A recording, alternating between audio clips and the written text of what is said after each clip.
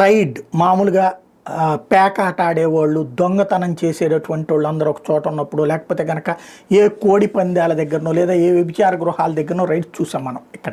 ఇప్పుడు అమెరికాలో రైడ్ జరుగుతుంది. ఏంటంటే ఒక వ్యక్తి ఒక ఇంటిని తీసుకున్నటువంటిది అద్దెకి తను ఉంటాను అని చెప్పేసి, కానీ అందులో 10 మంది ఉంటారు.